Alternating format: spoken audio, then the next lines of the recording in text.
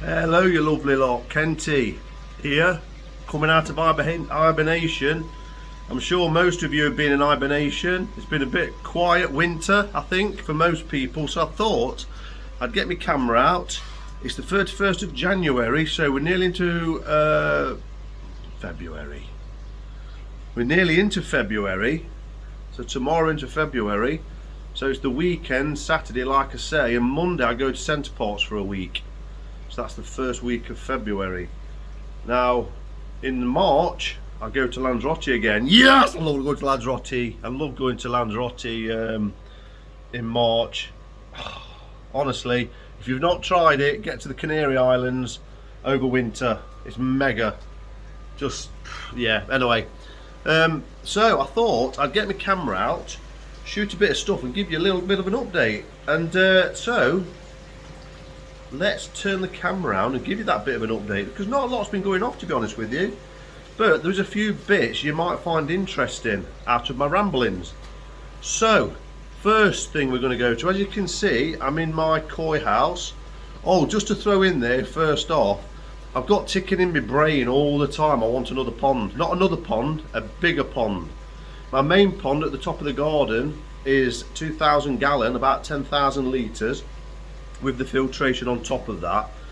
But I'm just anchoring, but I'm torn because my garden is long and narrow. It's 225 foot long, as you can see me walking up and down. It's a really long garden, and it's about, I don't know, I've measured it once, but it's not that wide, but it's probably wider than you think. So I've got quite a good space, but the challenge with that is the length.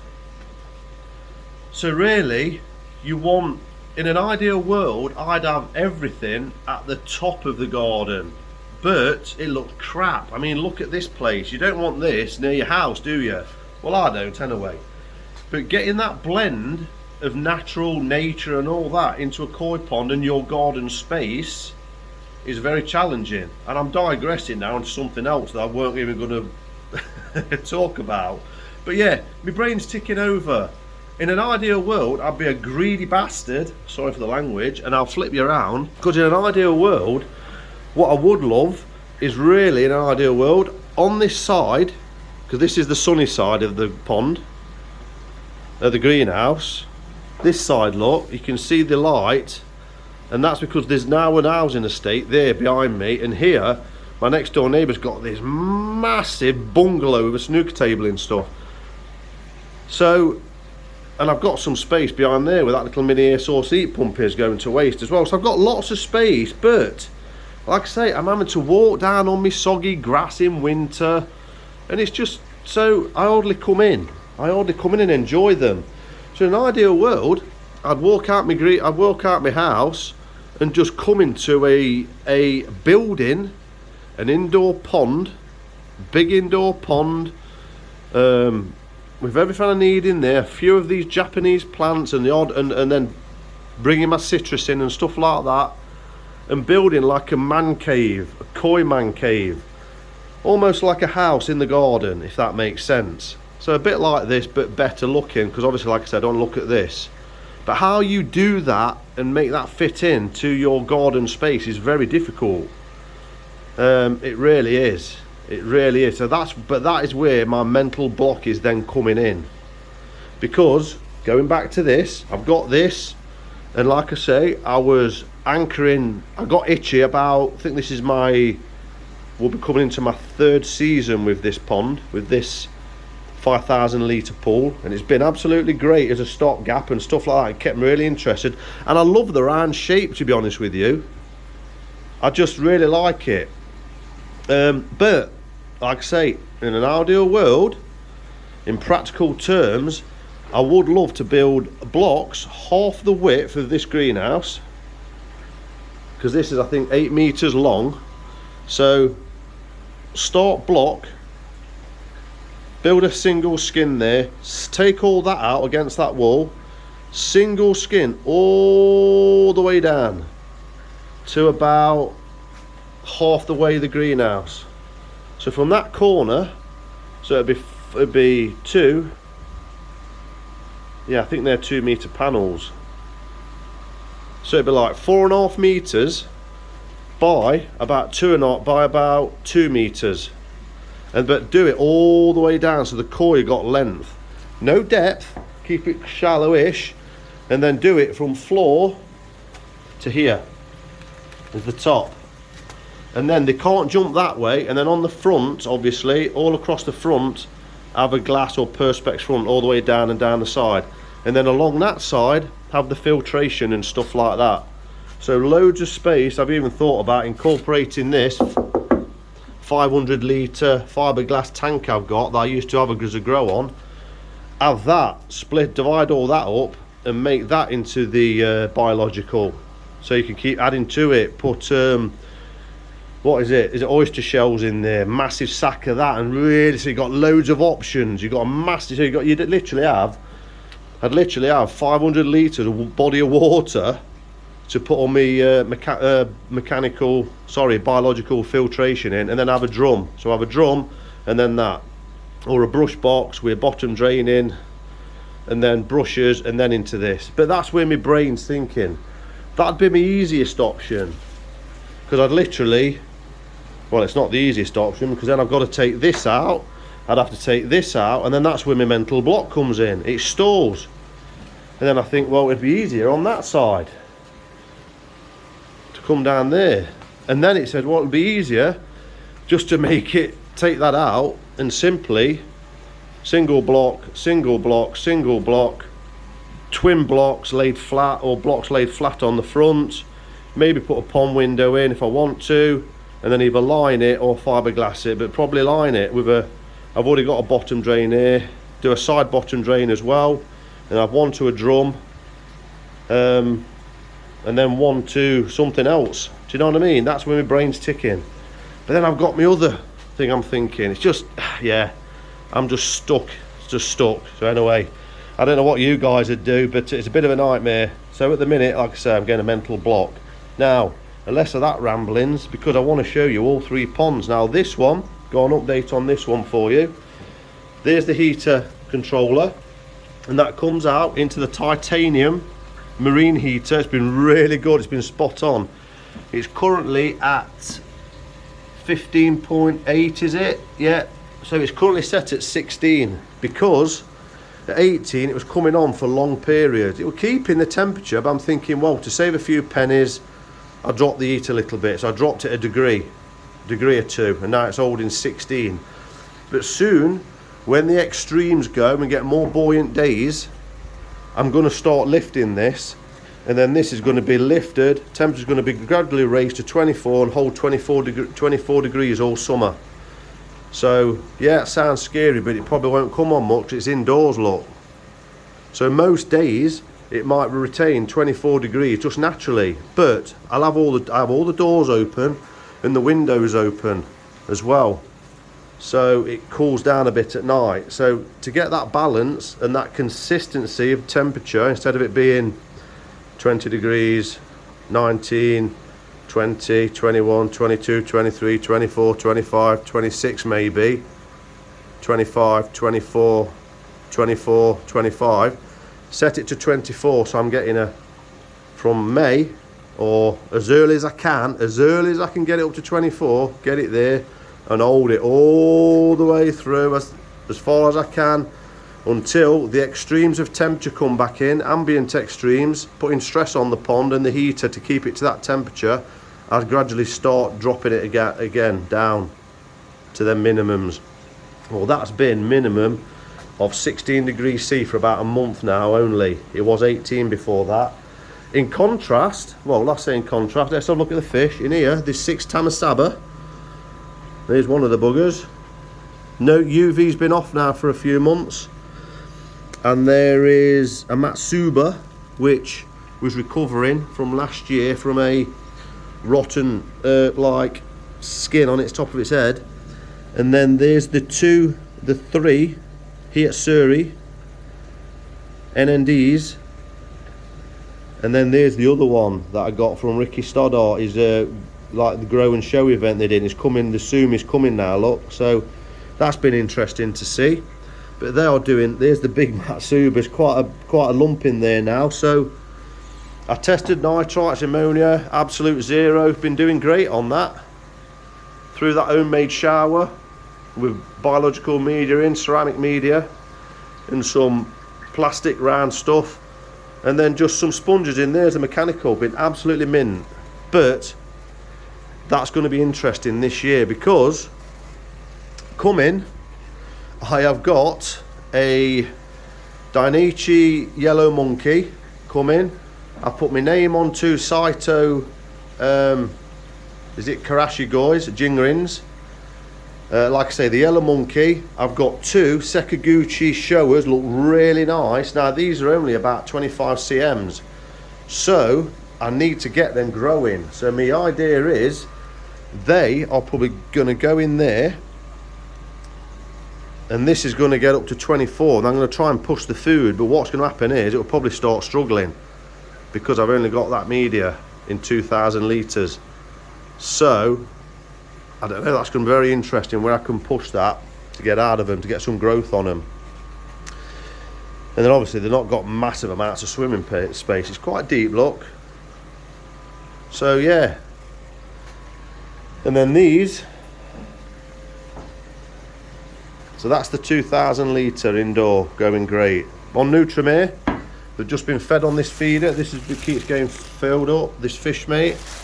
I've also got another one of them I got for Christmas with a new controller on, which I'll do a bit of an unboxing. I'll show you what the new controller's like and run through that, because I haven't seen anywhere on YouTube that's doing that at the minute. I've struggled to see what the new controller does. Many of you will probably know, but that's going to come out once in spring comes, do my spring cleaning. So that new one will probably go on here, and then that one will probably go, it will go 100% on here. I've just noticed I've left my RO on, look, that's been on all week I think, so let me turn that off. So that's gave that a good flush, because what it was, so what that was on this one, the water level got quite low, because for a month, a good month now guys, this has only been cleaned out once. I think I left this for a month without it getting cleaned, and I did it last weekend. And as you can see, the UV is off on this one again. Save a few pennies, the 25 watt UV is off. And look at the water, absolutely crystal clear. These wasn't fed for a good 6 weeks with nothing going in, and I mean nothing, no food at all. Still on the Nutrimare. As you can see, the upper, what was that? What was that? Oh, that's my little thing, my little adapter. But the like I say, there's no food in there, look. So that's in readiness for the new one. So once I start feeding again proper, then I'll get the new one in there and start feeding again. But as you can see, look, they're looking keen for some food. They're looking good, aren't they? Look at the body shape of this Taniguchi. So the last 6 weeks has, I think, conditioned them a bit. It's allowed the systems to have a good rest. It's allowed the skin to condition. I mean, look at this Sakai fish farm. The Tancha, look at the body on that. You can really see that that's what they call the so-called Sakai fish farm body. Look at that from the front, look. Look at the body shape. Beautiful. So yeah, you can really see them at this time of year, because the pond's not getting hammered with food. But on that note, what I've started doing the last week, after a good month, I noticed, well, I say I noticed, didn't notice anything's changed. It's just getting that little bit of debris in, look, not a lot, because in summer that will be a lot more, but look at how clear the water is, so clear, and that's because there's simply no food going in. It's all got out of the system. But what I'm going to have to do, look at the contrast, look, the temperature in here is 8.4, 8.4, that water temperature is. That's twice as high. So these are a lot more active. They're not going to grow at 16. Well, they might a little bit. They will definitely grow a little bit. But you're not going to be getting like you would do if you put it at 24 degrees and you're putting a load of food in. You're not going to be getting like 4-5 centimetres a month on smaller fish. You're not going to get it on bigger fish anyway, but you're going to get my point. So it'll be interesting growing them tosai on in there. I think I've got 5. Oh God, what have I done? Anyway, exciting prospects to come. Some really nice fish actually. And then I've got these lot just looking vibrant and bright. Look at this Taniguchi golden corn. That's the one that jumped out last year. Look, you can see on its front ray, you can just see that little lump. Look, it's not a lump. That's actually where it damaged itself when it jumped out last year. So I could, if you like, in spring, or if I do ever sedate it, just take that bit off or just leave it. But it's fully recovered from that jump out last year. So let's have a look. There's the Shisui, he's looking nice. Male, definitely.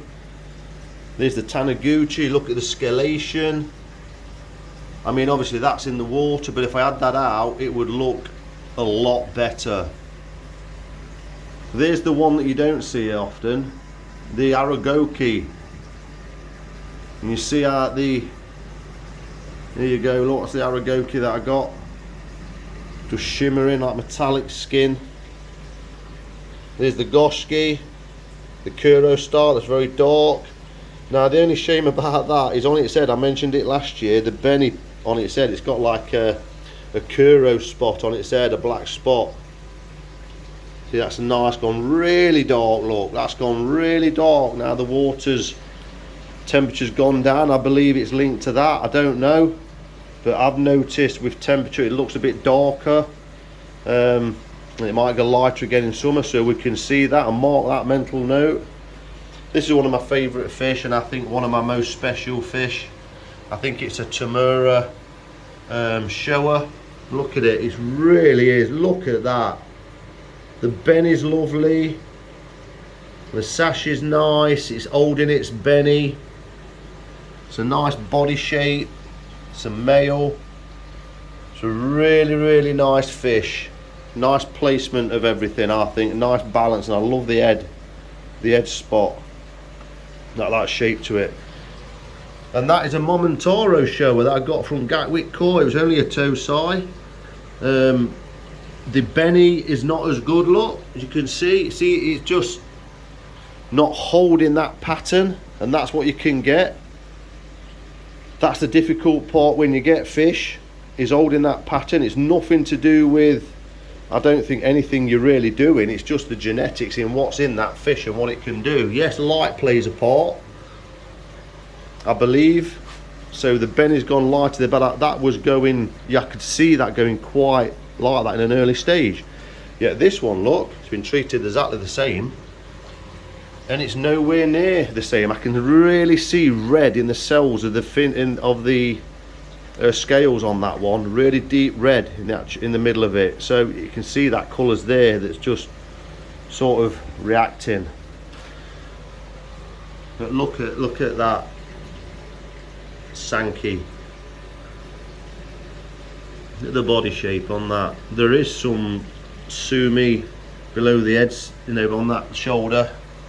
But yeah, that's them. So I've been feeding these now. They've had no food for 6 weeks, but the last week I've just been giving a little bit when I come in, just to get them started again.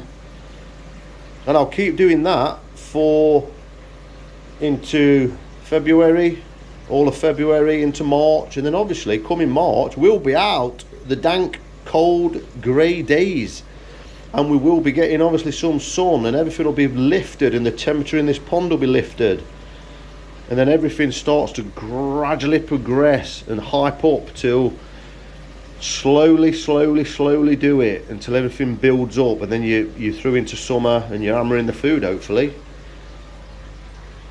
There's the, just look at that one. Now I believe that's a female. I've got lucky with that one. That's a female Shinoda Hiyatsuri. Nice fish. So yeah, just put a bit in here. Oh, half of one of these protein cup things. So they're all feeding. Just enjoying the sinking. The floating will float for a bit, and then they'll start pecking off that, and yeah. But what that's also doing is it'll start to build up the filter again. And here it is, looking nice, little that brown tinge, which is nice and ready, and the biological bacteria is still retained there, waiting to go. So yeah, there you go, there's them. There's them. What I'm going to do, I'm going to put that last amount in my outdoor pond. God, it's a lovely day today, look. It's a lovely day here today. Some flowers on the winter honeysuckle. The witchhazel is just in flower. I smell that when I come down. The witchhazel on the old branches. Just got to be careful. The snowdrops are in bud, so everything's looking up. That's the main thing. But the grass, I hate it this time of year, or in the last January, December, January. Now, I said on one of my late videos, I'm going to cut that back. I never got round to it, look. So what I've got to make sure I do is cut that back before the new growth comes up, because otherwise you're cutting the new growth. See what I mean about this walk up here? So yeah, here's the main pond. It's been a bit windy last few days. I bought this 1 metre square thick artificial grass, because the old stuff, that stuff, I've come down here the other day and I slipped, about flipping broke my neck. I had to catch myself with my left arm and I hurt my trap. Just pulled it a bit. So I've got that, got delivered next day, and I'm sorted now. This all needs jet washing, and I'm going to restain this year, I think. So what I've done is, it's a lovely day, have a check over them. The skimmer line was absolutely empty, just a couple of these leaves in it. This is budding. You're getting these little buds coming up. That little white flowers are pain in the bum. So we'll have a quick look at these, see what's occurring. So let's see what comes up. There's the Shinoda Sankey. There's the Snow Asagi, the Dingring. One I've not seen yet is oh yes, there she is. I've just seen her. So I can see, I've seen all my fish now. Now just there, look, is my female Chagoi. So there they all are.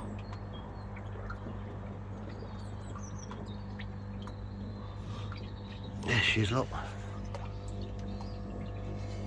Where is she?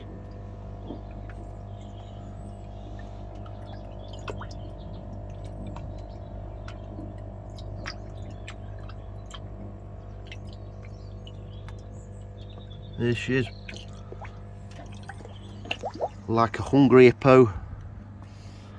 There's my one-eyed. Now what you will notice, see on the side of this one, there's a couple of this carp pox. It's like a waxy, white, creamy blob. So that fish has got a couple of carp pox. There's the there's my lovely fish, this Chagoi. They're looking in really, really, really good shape, unheated. This is probably about, I'm probably a degree or so below that one, so really I'm on the borderline of feeding, but they haven't had anything for a couple of months, these haven't. So these haven't, because they're outside, these haven't been fed for a good couple of months. So just had a little bit there, they're showing a bit of interest, look. That ball's escaped. So yeah,